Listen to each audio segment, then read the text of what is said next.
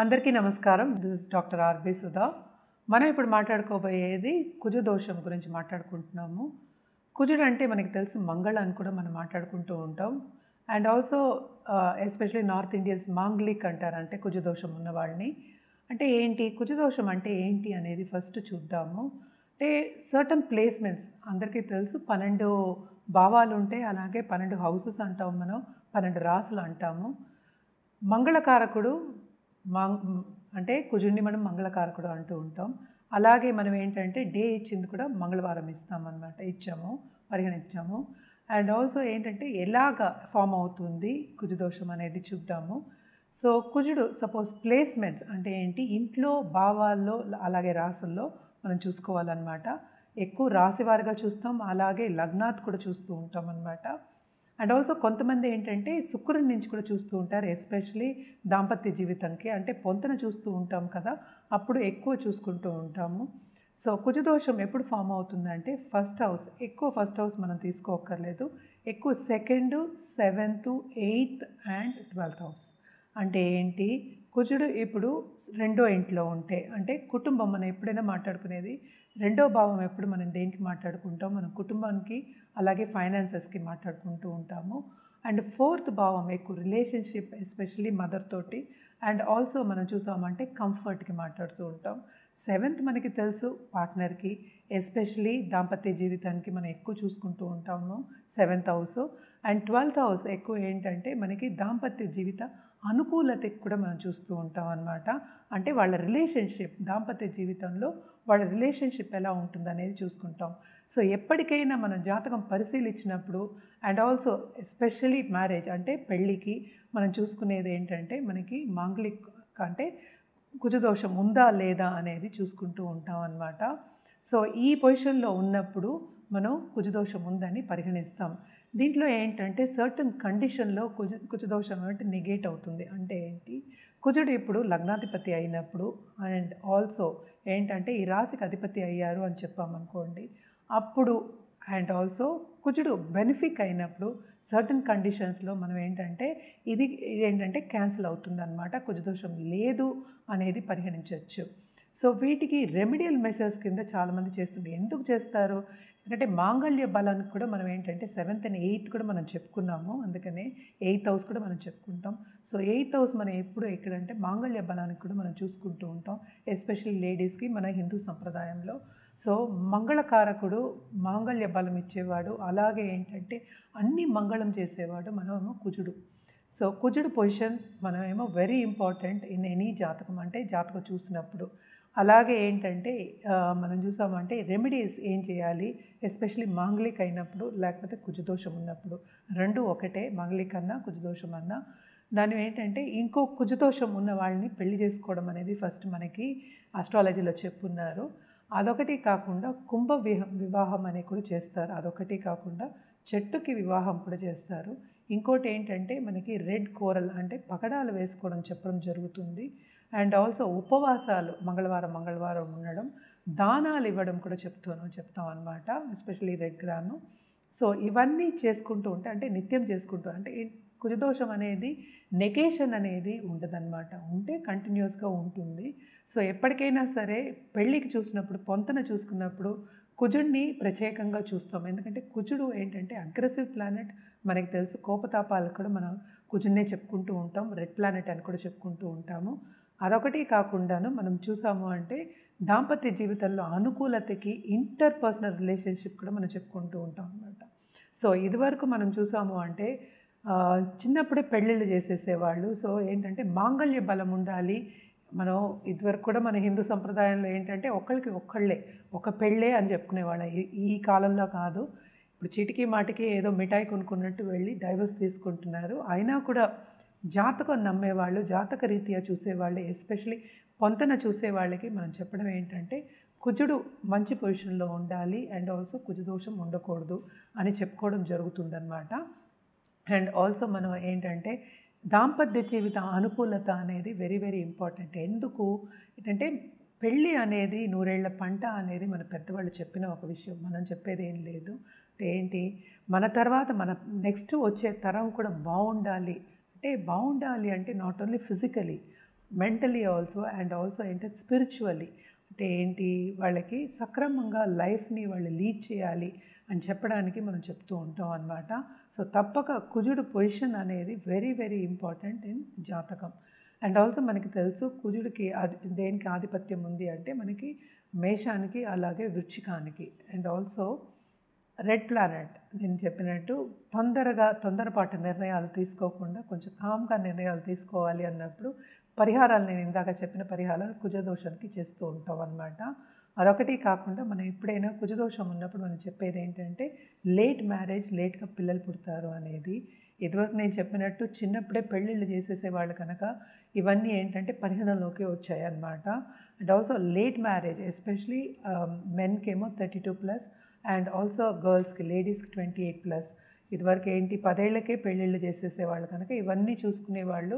మాంగళ్య బలం కూడా చూసుకునేవాళ్ళు, అంటే 50 years కలిసి ఉండేవాళ్ళు, అలా చూసుకునేవాళ్ళు అనమాట. ఈ కాలంలో అవి కాకుండాను ఇప్పుడు గొడవలు, ఇప్పుడు ఫ్యామిలీలో కలహాలు రాకూడదు. అండ్ ఆల్సో ఇప్పుడు సపోజ్ ఇప్పుడు లేడీస్ ఏమో చాలా మటుకు అందరూ అనుకునేది ఏంటంటే హార్ష్గా మాట్లాడకూడదు, వాళ్ళ ఒపీనియన్ చెప్పకూడదు, ఇవన్నీ ఉంటూ ఉంటాయి అన్నమాట.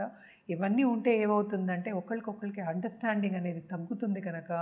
అండ్ ఆల్సో ఏంటంటే గట్టిగా కోపతాపాలు ఎక్కువ అవుతాయి, గొడవలు ఎక్కువ అవుతాయి కనుక ఎప్పటికైనా మార్స్ అనుకూల పరిస్థితి, అనుకూల పొజిషన్ అనేది వెరీ వెరీ ఇంపార్టెంట్. అంటే కుజుడు పొజిషన్ అనేది వెరీ వెరీ ఇంపార్టెంట్. అంటే ఏంటి, కుజ అనుగ్రహం ఉంటే మన దాంపత్య జీవితం చాలా బాగుంటుంది. అలాగే పిల్లలు పైకి వచ్చే సూచనలు కూడా మనకి ఎక్కువ కనిపిస్తూ ఉంటాయి అన్నమాట. కొంతమంది ఏం చేస్తారు అంటే మనకి మార్స్ చూస్తాము, అలాగే చంద్రుడిని రాశివారిగా కూడా నేను చెప్పుకున్నాను, అలాగే లగ్నాత్ కూడా మనం చూస్తూ ఉన్నాం. కొంతమంది ఏంటంటే కుజుడు పొజిషన్ ఫ్రమ్ వీనస్ కూడా చూస్తూ ఉంటారు అనమాట. ఇక్కడి నుంచి ఏంటంటే మొత్తం అంతా మనం చెప్పింది ఏంటి, జాతకం ఫస్ట్ పరిశీలించుకోవాలి. అది పరిశీలించుకున్న తర్వాతే మనకి కుజదోషం ఉందా లేదా, లేకపోతే అది మైనస్ అయిందా, క్యాన్సిల్ అయిందా, లేకపోతే ఏ మోతాదులో ఉన్నది అనేది మనకి తెలుస్తుంది అనమాట.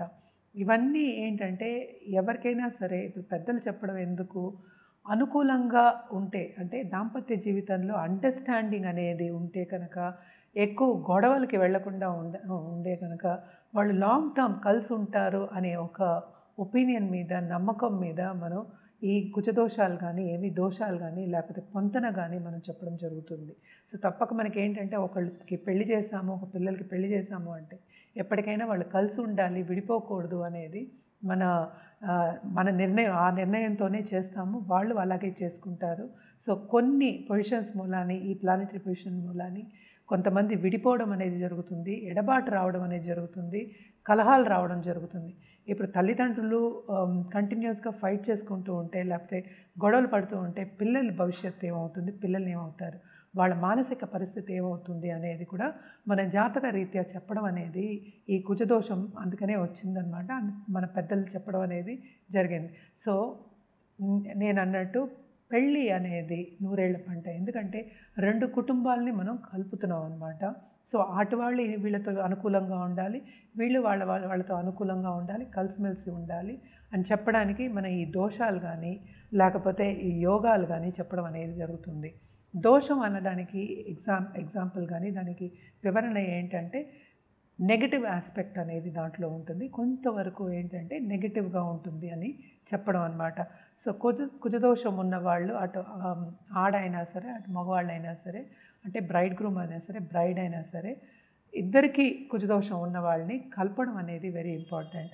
అదొకటి కాకుండా పిల్లలు పుట్టడానికి అంటే తామదం అవుతూ ఉంటుంది కదా, లేట్ అవుతూ ఉంటుంది, కొన్ని పొజిషన్స్ మనం చూస్తూ ఉంటాము. సో పిల్లలు అనుకూలంగా పుట్టడానికి, బర్త్ రావడానికి, అండ్ ఆల్సో వాళ్ళని సక్రమంగా పెంచడానికి, వాతావరణం అనుకూలంగా ఉండడానికి ఇలాంటివన్నీ మనం చూడటం జరుగుతుంది. అలాగే పొంతన అనేది చూడటం జరుగుతుంది. ఇప్పుడు మనం ఏంటంటే అన్ని రాసుల వారికి ఈ దోషం ఎలా ఫామ్ అవుతుందో చూద్దాం. మనం ఇప్పుడు మాట్లాడబోయేది మకర రాశి వాళ్ళ గురించి. మకర రాశి వాళ్ళకి ఈ రాశిలోనే చంద్రుడు ఉంటే రాశి అంటాము. అలాగే రెండో ఇంట్లో ఇప్పుడు కుజుడు ఉంటే అంటే ఏంటంటే కుంభంలో ఉంటే, అలాగే కర్కాటకంలో ఉంటే, సింహంలో ఉంటే మనం తప్పక ఏంటంటే కుజదోషం ఉంది అని చెప్పుకోవడం జరుగుతుంది. ఒకటి కాకుండా మనం చూసాము అంటే 12th హౌస్ అంటే ఏంటంటే ధనుర్లో ఉన్నా కూడా మనం చెప్పడం అనేది జరుగుతుందన్నమాట. అండ్ ఆల్సో ఏంటంటే ఏ మోతాదులో ఉంది and what are the other influences, అంటే వేరే గ్రహాల ఇన్ఫ్లుయెన్స్ కూడా మనం చూడడం అనేది జరుగుతుంది. మనం మాట్లాడేది అంటే రాశివారీగా మనం మాట్లాడుకుంటున్నాము. ఇది లగ్నాత్తు చూస్తాం, రాశివారీగా చూస్తాం. కొంతమంది ఏంటంటే చాలా పర్టికులర్ ప్రాంతీయం పట్టి ఉంటుంది, శుక్రుడి నుంచి కూడా చూడడం అనేది జరుగుతుందన్నమాట.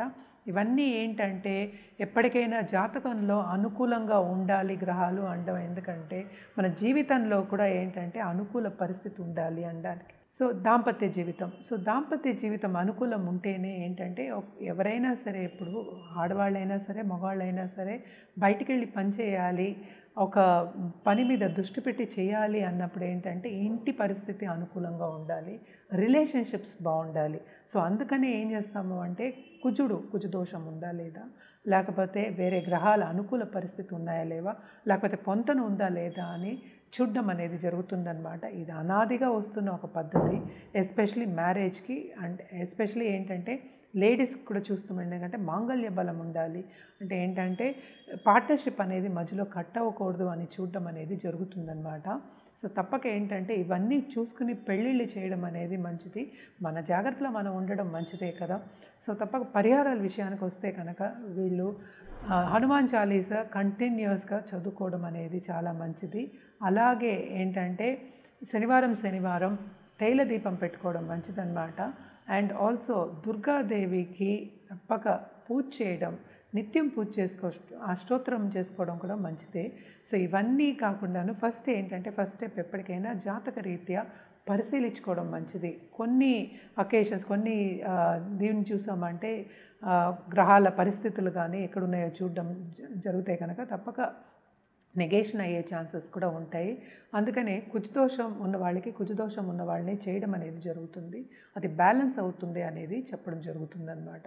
ఎప్పటికైనా సరే జాతక రీత్యానే మనం చెప్పడం అనేది జరుగుతుంది. నేను పరిహారాల విషయాన్ని కూడా నేను ఇందాక చెప్పున్నాను.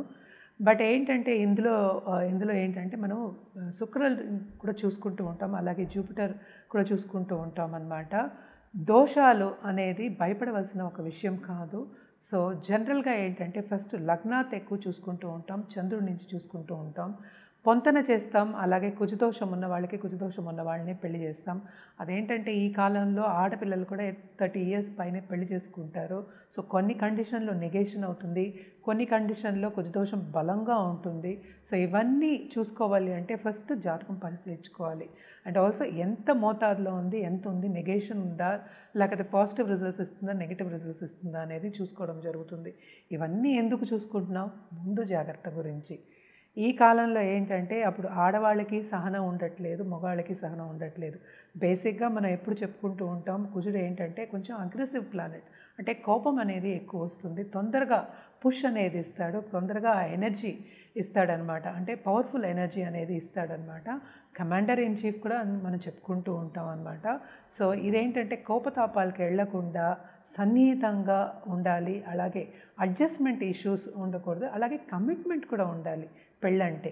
సో ఇవన్నీ ఉండాలి అని ముందు చూపు మూలాన్ని మనం ఇవన్నీ చూసుకోవడం, అంటే ఎస్పెషల్లీ కుజదోషం కాదు, వేరే దోషాలు కాదు, అలాగే మాంగళ్య బలం, అలాగే ఏంటంటే పొంతన, అంటే కొన్ని పొంతనలు చూసుకుని కొన్ని పాయింట్స్ చూసుకుంటాం, వాళ్ళకి కంపాటబిలిటీ ఉందా లేదా అనేది చూసుకోవడం అనేది జరుగుతుంది. ఏదైనా సరే ఫస్ట్ ఏంటంటే జాతకం పరిశీలించుకోవాలి, ఫస్ట్ వ్యక్తిగత జాతకం పరిశీలించుకోవాలి. దాని తర్వాత మనం ఏంటంటే మ్యారేజ్కి వచ్చిన వాళ్ళకి ఇద్దరికీ పొంతన ఉందా లేదా అనేది చూడడం అనేది జరుగుతుంది. అండ్ ఆల్సో ఏంటంటే ఎప్పటికైనా సరే ముందే ఏంటంటే ఈ పార్ట్నర్షిప్ విడిపోకుండా ఉండడానికే చెట్టుకి పెళ్లి చేయడం కానీ కుంభ వివాహాలు చేయడం కానీ జరుగుతుందన్నమాట. ఒక్కొక్క ప్రాంతంలో ఒక్కొక్క నమ్మకం అనేది ఉంటుంది, ఒక్కొక్క పద్ధతి అనేది ఉంటుందన్నమాట. సో ఒక్కొక్క అస్ట్రాలజర్ కూడా డిఫరెంట్గా చెప్పడం అనేది జరుగుతుంది. సో ఇవన్నీ ఏంటంటే జాతక రీత్యా, అంటే వ్యక్తిగత జాతకం మీద ఆధారపడి ఉంటుందన్నమాట. సో ఫస్ట్ వ్యక్తిగత జాతకం చూపించుకుని దాన్ని బట్టి పొంతన చేసుకోవడం, దాన్ని బట్టి ఒక పెళ్లి సంబంధం వస్తే ముందుకు సాగడం అనేది చాలా మంచిది.